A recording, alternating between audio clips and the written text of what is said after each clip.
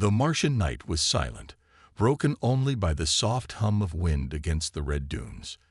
Dane Corval leaned back in his chair, sipping lukewarm coffee as he scanned the endless horizon outside his cabin.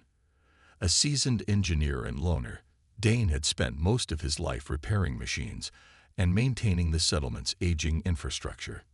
He liked the quiet. Until tonight, a distant crash shattered the stillness. Startled, Dane grabbed his coat and flashlight, muttering under his breath, "What now?" He stepped outside, the cold Martian air biting at his face. Following the faint sound, he trudged toward the outskirts, his boots crunching against the dusty ground.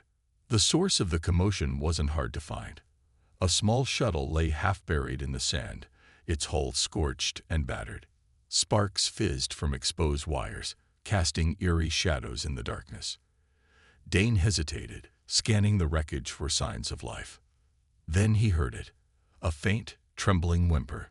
His flashlight beam darted toward the sound, landing on a figure huddled near the shattered cockpit. It was a child, but not a human one. The girl's skin shimmered faintly in the moonlight, a soft lavender hue that seemed almost ethereal. Her large, luminous eyes darted nervously as she cradled her arm, which was streaked with blood. She was no taller than a human 10-year-old, but something about her fragile form struck Dane as otherworldly. "Hey, kid," he called out, keeping his voice calm but firm. "You hurt?" The girl flinched at his voice and shrank back, her melodic language tumbling out in hurried syllables. Dane crouched a safe distance away, setting his flashlight down to show he meant no harm. "Easy now," he said, raising his hands. "I'm not here to hurt you." The girl tilted her head, her eyes narrowing as if she was trying to understand him. A small silver device clipped to her neck flickered, and her words transformed into shaky English. "Help, please," she managed, her voice barely a whisper. Dane frowned, his instincts screaming at him to walk away. A crashed alien shuttle wasn't his problem. It could bring all kinds of trouble. Yet the desperation in the girl's voice tugged at him. "All right," he said with a sigh, pulling off his coat. "Let's get you out of here." The girl hesitated before taking his offered hand. Her touch was cool, almost weightless. Carefully, Dane draped his coat over her small frame and carried her toward his cabin. As they walked, Dane couldn't shake the feeling that this wasn't just a random encounter. The way she clutched a pendant around her neck, its faint glow pulsating like a heartbeat, made him uneasy. Whatever this girl's story was, Dane suspected it would turn his quiet life upside down. Behind them, hidden in the shadows, a pair of glowing eyes watched their retreat, tracking every step they took. Dane Corval wasn't used to company, especially not the alien kind. His cabin was a modest setup, built for functionality, not comfort. Tools, half-finished projects, and old machine parts cluttered the space. As he carried the girl inside, he realized how fragile she looked under the harsh light. He set her gently on the old couch and grabbed his first aid kit. The girl's lavender skin shimmered faintly, but her arm had a nasty gash, and her face was pale. "Hold still," Dane said gruffly, as he knelt beside her. The girl winced but nodded. "Thank you," she murmured. Dane cleaned the wound with surprising care, his hands steady from years of repairing delicate machinery. "What's your name, kid?" he asked, keeping his tone casual. She hesitated, then said softly, "Yara." "Yara, ha. Nice name. I'm Dane." Yara tilted her head, studying him with wide, curious eyes. "You, human?" she asked through her translator, her words slow and deliberate. Dane smirked. "Last I checked." "And you? Where'd you come from?" Her expression darkened, and she clutched the glowing pendant around her neck. "Home. Gone," she whispered. "Bad people. Chasing me." Dane frowned, leaning back. He had a million questions, but he could see she wasn't ready to answer. Instead, he gestured at the pendant. "That thing's important, isn't it?" Yara looked down at the pendant, her fingers tightening around it protectively. "Very important. It family." Dane nodded slowly, deciding not to press her further. "All right, Yara, you're safe here for now." But was she? Dane couldn't shake the feeling that trouble wasn't far behind. That night, as Yara slept fitfully on the couch, Dane sat at his workbench, tinkering with a broken drone. He glanced at her every so often, his mind racing. Who was this girl? Why was she being hunted? His thoughts were interrupted when the lights flickered. Dane froze, his hand hovering over the drone's control panel. The lights flickered again, then dimmed. What the? A faint hum filled the room, and Yara's pendant began to glow brighter. Dane turned to see her sitting upright, her eyes wide with fear. "They're coming," she said in a trembling voice. "Who?" Dane demanded, grabbing his toolkit as if it were a weapon. Before Yara could answer, a holographic projection burst from her pendant, filling the room with swirling constellations and strange symbols. Dane stepped back, his mouth agape. The image shifted, forming a crest of intricate golden patterns, something regal, ancient, and unmistakably alien. Yara stared at the projection, tears glistening in her eyes. "My family," she whispered. Dane's stomach sank. He didn't know much about alien politics, but this wasn't just any pendant. It was a beacon. Suddenly, an alert on his security system blared. Something, or someone, was outside. "Stay here," Dane said, his voice firm. Yara grabbed his arm, her grip surprisingly strong. "No, they'll take me." Dane glanced at her, then at the door. He didn't know what he'd gotten himself into, but one thing was clear. He wasn't letting anyone take this kid. Outside, in the shadows, the hunters waited. The Martian wind howled outside Dane's cabin as the security alarm blared, its piercing sound cutting through the silence. Dane peered out the window, his pulse quickening. Shapes moved in the darkness, just beyond the reach of his floodlights. "Who are they?" Dane asked, his voice low. Yara's face was pale, her luminous eyes wide with fear. "Hunters," she whispered. "They want me." Dane felt a knot tighten in his stomach. This wasn't a random crash or some lost alien kid. This was something bigger, something dangerous. "All right," Dane said, his voice steady despite the rising tension. "You stay here. I'll handle it." "No." Yara grabbed his arm, her small hand surprisingly firm. "They'll kill you." Dane hesitated. The girl's fear was palpable, but he wasn't about to sit back and do nothing. "Then we make sure they don't get the chance," he said, pulling out an old plasma pistol from a drawer. He hadn't used it in years, but the weight of it in his hand felt reassuring. Outside, Grivok crouched low, his predatory eyes scanning the cabin. The bounty hunter was a towering figure with dark, leathery skin and armor that absorbed the light around him. He gestured to his team of mercenaries, their sleek weapons glinting under the faint glow of the Martian moons. "She's inside," Grivok growled. "The human won't be a problem. Move in quietly." Inside, Dane worked quickly, activating the cabin's defense systems. The place wasn't a fortress, but he'd rigged up a few surprises over the years. Laser tripwires, motion-activated turrets, and reinforced doors. He glanced at Yara, who was clutching her pendant like it was the only thing keeping her grounded. "Listen, kid," Dane said, kneeling beside her. "When I say go, you run to the back tunnel. It'll lead you to the garage where my ship is. Understand?" Yara shook her head, tears brimming in her eyes. "I can't leave you." "You're not leaving me," Dane replied firmly. "I'll catch up. Trust me." A loud crash interrupted them as one of the mercenaries tripped a laser wire. The cabin's automated turrets fired, sending red bolts of energy into the darkness. Yara flinched, but Dane stood his ground, his eyes fixed on the door. Outside, Grivok snarled as one of his men went down. "The human's smarter than I thought," he muttered. "No more playing around. Flush them out." He raised a device and pressed a button. The low-frequency hum filled the air, and suddenly, the cabin's lights flickered and died. "EMP," Dane muttered. "Figures." He grabbed a portable lantern and turned to Yara. Time to move. But before they could take a step, the front door exploded inward, the force knocking them both to the ground. Grivok stepped through the smoke, his eyes locking onto Yara. "Hand over the girl," he growled, his voice cold and menacing. Dane scrambled to his feet, placing himself between Yara and the towering hunter. "Not a chance," he said, raising his pistol. Grivok smirked. "Brave. Foolish, but brave." As the mercenaries closed in, Yara's pendant began to glow brighter, casting the room in a golden light.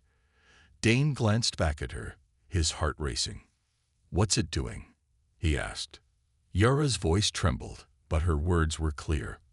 "Protecting us." The pendant released a pulse of energy, sending Grivok and his men staggering back. Dane seized the opportunity, grabbing Yara's hand and pulling her toward the back tunnel. "This isn't over," Grivok roared, recovering quickly. Dane didn't look back. They had to make it to the ship, and fast. Dane's boots pounded against the metal floor of the narrow tunnel, Yara's smaller footsteps scrambling behind him. The golden glow from her pendant flickered faintly, its energy spent. Behind them, the muffled sounds of Grivok and his mercenaries echoed like a distant storm.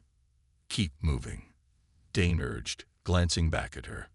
Yara's face was pale, her breaths sharp and uneven. "We're almost there." The tunnel led to a hidden garage built into the rocky Martian terrain. Inside sat the Pathfinder, Dane's patched-up cargo ship. It wasn't much to look at, with its mismatched panels and scorch marks from years of wear, but it was reliable, a trait Dane valued more than beauty. He slammed his palm against the console to activate the ship's startup sequence. Lights flickered on, and the engine roared to life. Dane hurried Yara up the ramp, bolting the hatch behind them. "Strap in," he barked, pointing to the co-pilot's chair. Yara fumbled with the harness, her small hands trembling. Dane slid into the pilot's seat, his fingers flying over the controls. Outside, Grivok and his mercenaries emerged from the tunnel, their weapons drawn. "They're powering up," one of the mercenaries shouted. "Shoot them down." Grivok snarled, raising a sleek plasma rifle. As the first volley of energy bolts slammed into the ship's hull, Dane gritted his teeth. Come on," he muttered, coaxing the old engine to respond. The Pathfinder shuddered, then lifted off with a metallic groan. "We're in the air," Dane shouted. But Grivok wasn't giving up. The hunter activated a wrist-mounted device, locking onto the ship's signature. A missile launcher on his shoulder whirred to life. "They won't get far," he growled, firing a rocket. The missile streaked toward the Pathfinder as Dane frantically weaved the ship upward. "Hold on," he yelled. The ship lurched sideways, narrowly avoiding the explosion. Yara screamed, clutching her pendant as the ship spun. "They'll catch us." "Not if I can help it," Dane growled. His fingers danced over the controls, diverting power to the rear thrusters. The Pathfinder shot forward, leaving the pursuing mercenaries in a cloud of dust. For a moment, silence filled the cabin, save for the hum of the engines. Yara's wide eyes darted around, her breathing still uneven. Dane glanced at her and softened his tone. "You okay, kid?" She nodded weakly but didn't speak. Dane exhaled, leaning back in his seat. "All right, we're out for now, but they're not going to stop, are they?" Yara shook her head. "They'll chase me, until they have this." She held up the glowing pendant, her voice trembling. "It's not just for family. It's a key." "A key to what?" Dane asked, his brow furrowing. Yara hesitated. "To a fleet. An ancient one. Powerful enough to save my people." Dane stared at her, his mind racing. "You mean to tell me we've got the galaxy's most wanted key sitting right here?" Before Yara could answer, a warning blared from the ship's console. Multiple signals were locking onto them. Hunters, still in pursuit. Dane tightened his grip on the controls, his jaw set. "Well, kid, looks like we're heading for the frontier. Hope you like living on the edge." Yara managed a faint smile, though her fear lingered. The Pathfinder roared into the vastness of space, with danger trailing close behind. The cold void of space stretched before them as Dane piloted the Pathfinder toward a small trading outpost on the edge of the Martian frontier. He had no particular destination in mind, just somewhere far enough to escape Grivok and his mercenaries, at least for a little while. Yara sat beside him in the co-pilot's seat, her hands clasped tightly around her pendant. She hadn't spoken much since their escape, lost in thought. Dane couldn't help but glance at her every now and then. She looked like an ordinary kid, except for the pendant that had already led them into more trouble than he cared to count. "How long until we're out of their reach?" Yara finally asked, her voice soft, but filled with worry. Dane's fingers hovered over the controls. "A few hours, maybe. But it won't be long before they pick up our trail again. We need allies, and fast." Yara nodded. She knew the stakes. Who can help us?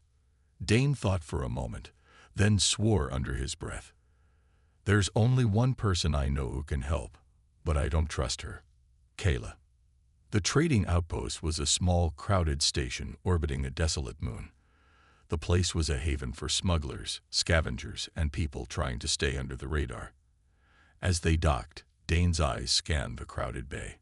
He was looking for trouble, but trouble was exactly what he found. The door to the airlock opened with a hiss, and a tall woman in dark clothing stepped into view. Her sharp eyes scanned the surroundings before landing on Dane. "Dane Corval," she said, her voice laced with amusement. "It's been a long time." "Too long, Kayla," Dane replied, forcing a smile. He gestured toward Yara. "This is Yara. She's the reason we're here." Kayla raised an eyebrow, eyeing the girl with mild curiosity. "A little out of your league, isn't she? You've gone from fixing engines to running from bounty hunters. How's that working out for you?" Dane ignored her jibe. "I need your help, Kayla. We're being hunted. By someone dangerous." Kayla's lips curled into a sly smile. "Dangerous? You think I'm afraid of a little trouble?" She eyed Yara again, the smile fading as she noticed the girl's pendant. "You're after her, aren't you?" Kayla said, her tone now serious. "That's no ordinary trinket." Dane tensed. "What do you know about it?" Kayla stepped closer, her eyes narrowing. "It's Aelorian. The pendant is a royal symbol, and that means she's no ordinary kid. She's either a queen or a target." Yara's expression darkened, and she gripped her pendant tightly. "I'm not a queen. I'm the last of my family, and they're all dead." Kayla studied her for a moment, her gaze softening. "If she's telling the truth, then you're in deeper than you think, Dane. You're not just running from bounty hunters. You're running from an entire empire." Dane's mind raced. "Empire? You're saying this little girl is the key to an entire galaxy?"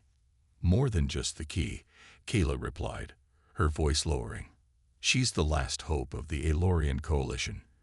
If she survives, the whole galaxy could change. If she doesn't, it could all fall apart." Dane felt a weight settle on his shoulders. The girl he'd taken in, the one he promised to protect, was far more important than he could have imagined. And now, with Kayla's words hanging in the air, it was clear that his quiet life was over for good. The doors of the station slid open, and the sound of distant footsteps echoed down the corridor. "We've got company," Kayla muttered, her eyes sharp. "Get inside." Now, Dane didn't need to be told twice. He grabbed Yara's hand and pulled her toward the station's main hold. Behind them, the unmistakable sound of a ship's engines echoed, a sign that their time was running out. Inside the dimly lit corridors of the trading station, Dane's heart raced. The footsteps behind them grew louder, and he could feel the presence of danger creeping closer. Kayla moved with the smooth confidence of someone who had lived on the edge for far too long. She led them through the maze of tight passageways, past crates, cargo holds, and dark corners where shady figures lingered. "This way," Kayla muttered, pushing a heavy metal door open. It creaked loudly as they stepped into a hidden chamber, far from the noise of the main station. Inside, a few people waited in the shadows, some armed, some simply watching. The room was cold and barren, its only furnishings a few chairs and a large table covered with maps and data pads. "They're not far behind us," Kayla said, locking the door behind them. "We need to move quickly." Dane glanced around.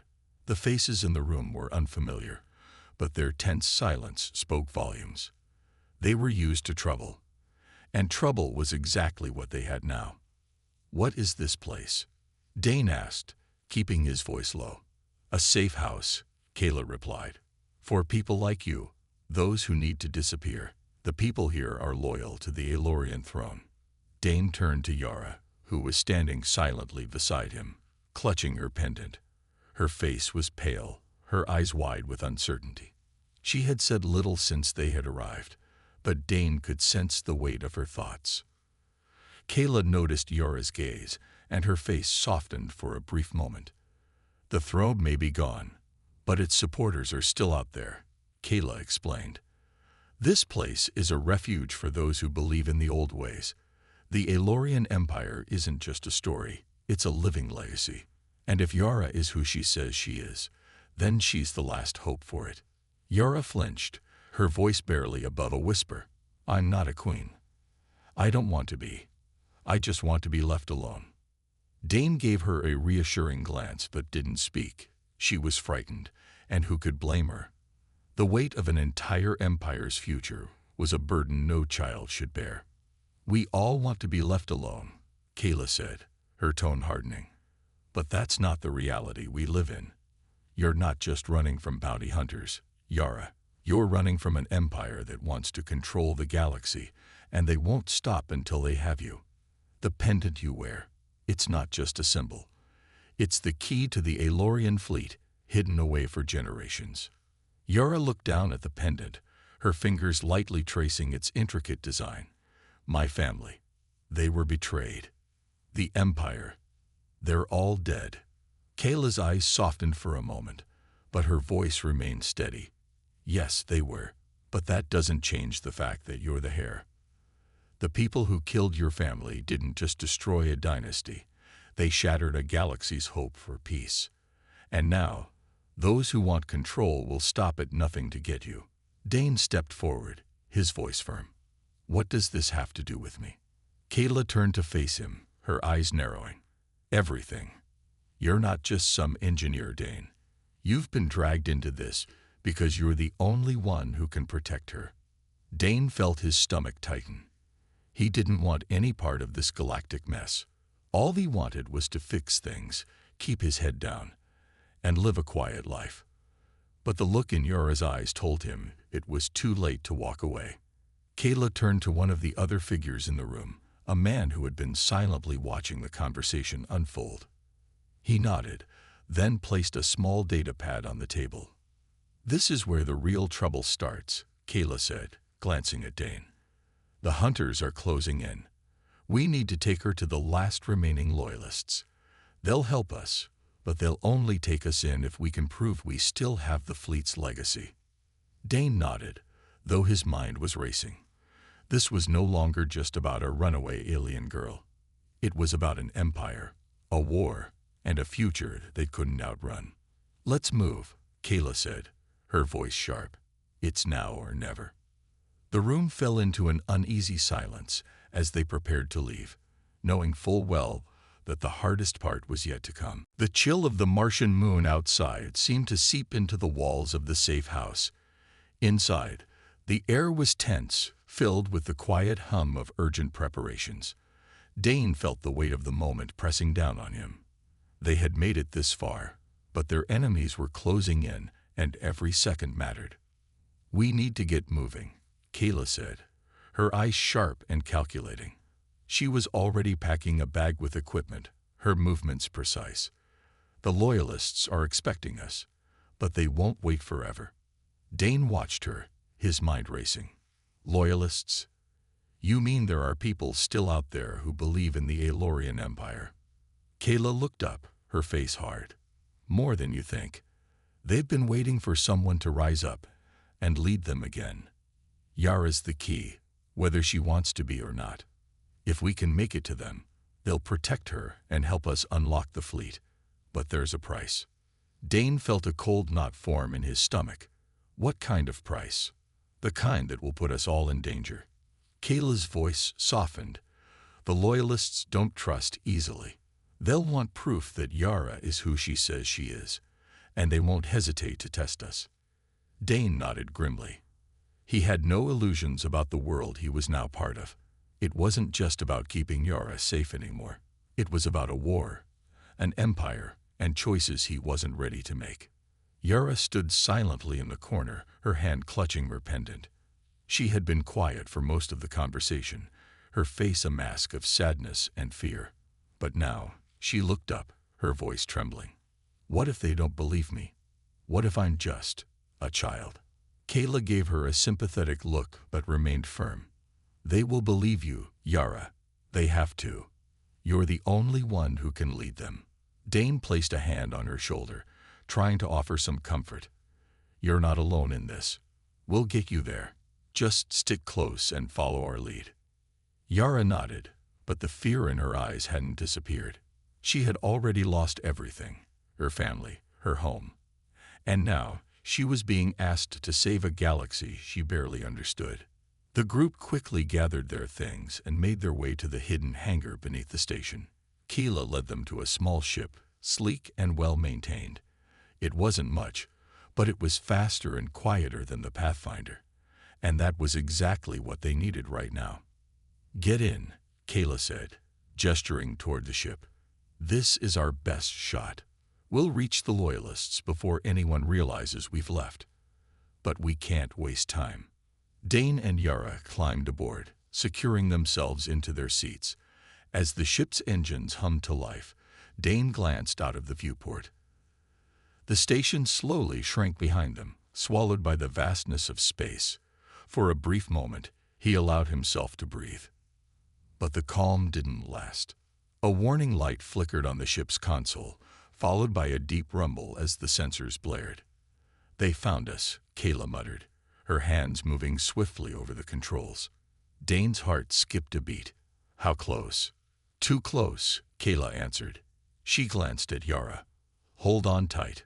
We're not out of danger yet. Before Dane could respond, the ship jolted as it was hit by a pulse blast from behind.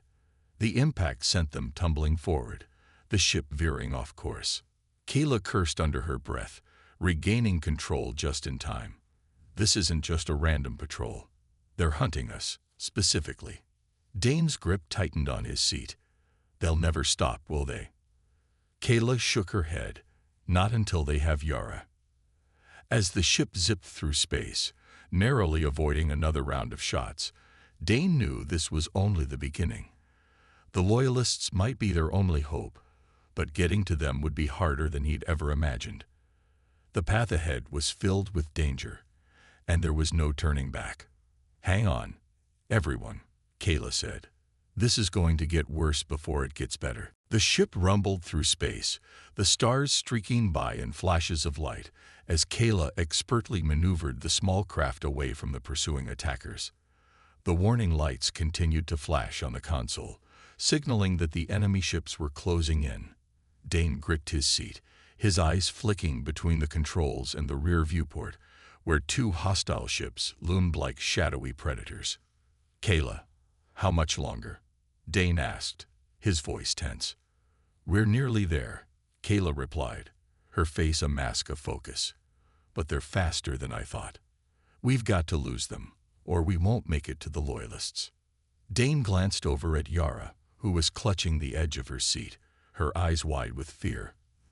The young girl looked as if she might be physically sick, the pressure of their situation weighing down on her shoulders. You're doing great, Yara, Dane said, his voice softer now. Just hold on a little longer. Yara nodded, but it was clear her mind was elsewhere. She had been through so much in such a short time, and Dane could see the exhaustion in her eyes. He wanted to reassure her that everything would be okay. But deep down, he knew that wouldn't be the truth. They were in a fight for their lives, and it was only going to get worse from here. A sudden burst of energy from one of the enemy ships lit up the cockpit, and the ship rocked violently. Keela cursed under her breath, quickly adjusting the controls to avoid the incoming fire. "They're getting more aggressive," Kayla said, her teeth clenched. "We need to make a jump to hyperspace, but it's risky with them so close." Dane felt his heart race. The jump to hyperspace was their only chance, but it was risky. There was a good chance they would be caught in the process, especially with the way the enemy ships were closing in. "Can we make it?" he asked, gripping the armrests as the ship shook again. Kayla didn't answer immediately, her hands flying over the controls. She was making calculations faster than Dane could follow. He knew that if they didn't get away soon, they would be caught. He didn't need to be told what would happen if that occurred. "I'm taking the risk," Kayla said finally. "Hold on." Without another word, she pulled the lever, and the ship's engines roared to life as they shot forward. The stars outside the viewport stretched into lines of light as they entered hyperspace. For a moment, everything was a blur, and the ship seemed to shake violently as they pushed forward at speeds Dane could barely comprehend. Then, suddenly, the shaking stopped. The ship was stable again, and the stars around them returned to their normal points of light. They had made it. Dane exhaled sharply, his body tense from the adrenaline. He glanced at Kayla, who was now slumped slightly in her seat, clearly exhausted from the effort. But she smiled, a rare, tired grin. "We made it," she said, her voice steady but worn. "For now." Dane nodded. He turned to Yara, who was still gripping her seat tightly, but appeared to be breathing a little easier. "We're not safe yet," Dane said, glancing out of the viewport. "But we're alive." Yara looked up at him, her expression still filled with fear, but there was a glimmer of something else there too. Hope, maybe. "What happens now?" she asked, her voice small. Dane met her gaze. "Now we go to the Loyalists, and we make sure you're not just the last of your family, Yara. We make sure you're the future." The ship drifted through the silent void of space, the only sound the hum of the engines as they headed toward an uncertain future. But for the first time in days, Dane felt something he hadn't felt in a long time. Hope. There was still a chance, and he would fight with everything he had to make sure that chance didn't slip away. The Loyalists were their next destination, and he would do whatever it took to get them there. The galaxy was bigger than any one of them, but they were a small part of something far greater, and they were going to make their mark. The ship's engines hummed steadily as they emerged from hyperspace. Ahead of them, a distant planet came into view, a place that had been hidden from most of the galaxy for years. The Loyalists' refuge, known only to a select few, was located on the surface of a small moon that orbited the planet Velstera. It was a place of safety, away from the reach of the galaxy's more powerful factions, or at least, that's what Kayla had promised. "We're almost there," Kayla said, her voice filled with a mix of relief and tension. She worked the controls expertly, guiding the ship toward the moon's surface. Dane leaned forward, peering out the viewport. The moon was covered in a thick layer of ice and snow, with mountains rising high into the sky. It looked like a place forgotten by time, a place where secrets could be kept. But Dane knew that the moment they set foot there, they would be no safer than they had been before. "They won't stop," Dane said, his jaw tight. "Grivok won't stop. He's coming." Kayla nodded, her expression hardening. "I know. That's why we need to move quickly. The Loyalists are expecting us, but they'll only help us if we prove we're worth the risk. They've been hiding for years, and they won't trust anyone easily." Yara, who had been quiet for most of the journey, now spoke up, her voice barely above a whisper. "What if I'm not who you think I am? What if I'm just a girl? What if I can't be the leader you all need?" Dane turned to her, his heart heavy. "You are who you are, Yara, and that's enough. You don't have to be perfect. You just have to be strong enough to lead." Yara looked down at her pendant, her fingers tracing its smooth surface. "I don't know if I can," she whispered, "but I'll try." Kayla glanced at her, her gaze softening for a brief moment. You don't have to do it alone. We're with you, kid, every step of the way. The ship touched down softly on the icy surface of Velstera. The landing bay was quiet, save for the sound of the engines powering down. Kayla looked over at Dane, her expression serious. Stay close. Once we step out of this ship, we're in their hands. No more running. Dane nodded, his fingers lightly resting on the plasma pistol at his side. Yara was beside him, clutching her pendant tightly. They made their way through the hatch and stepped into the cold, harsh winds of Velstera. The landscape was barren, vast stretches of ice and snow as far as the eye could see. But in the distance, Dane could see the faint outline of a structure, an ancient fortress, hidden away from the eyes of the galaxy. This was where the Loyalists had made their last stand. As they approached the fortress, a group of armed figures emerged from the shadows, their eyes scanning the newcomers carefully. They were silent, but their presence was intimidating. Kayla stepped forward, nodding to them. We're here for the council. We have a message. One of the figures, a tall, armored woman, stepped forward. Her eyes narrowed as she looked at Yara, and then back at Dane. The message better be good. We don't take in just anyone.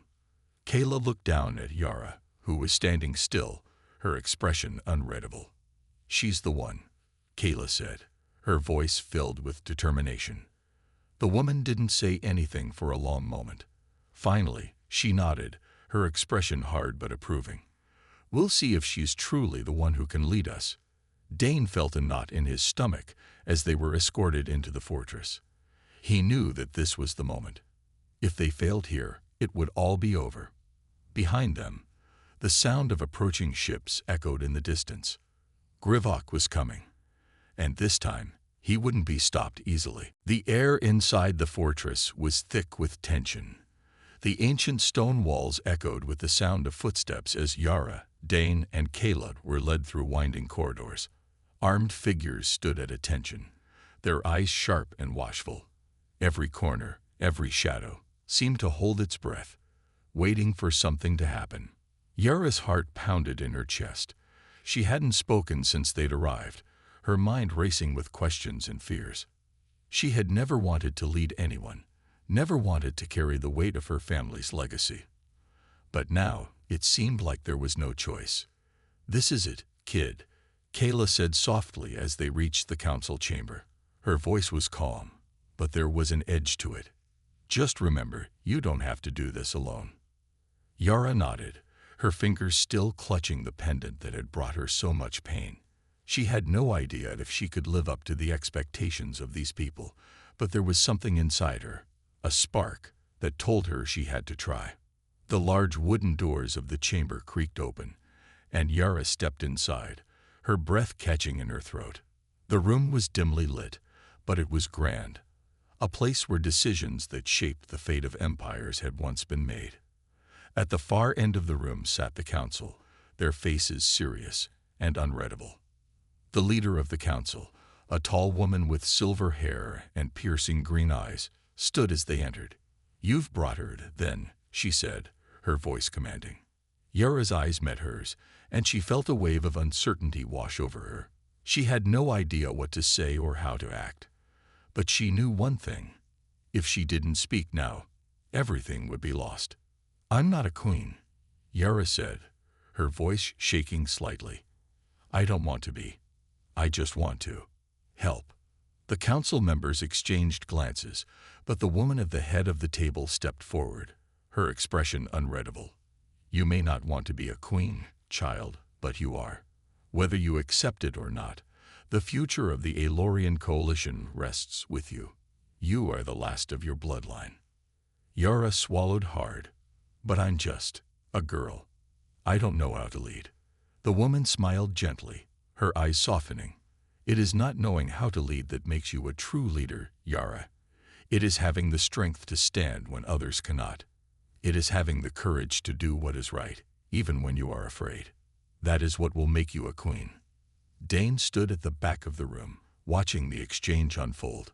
He wanted to step forward and offer his support, but he knew that this was Yara's moment.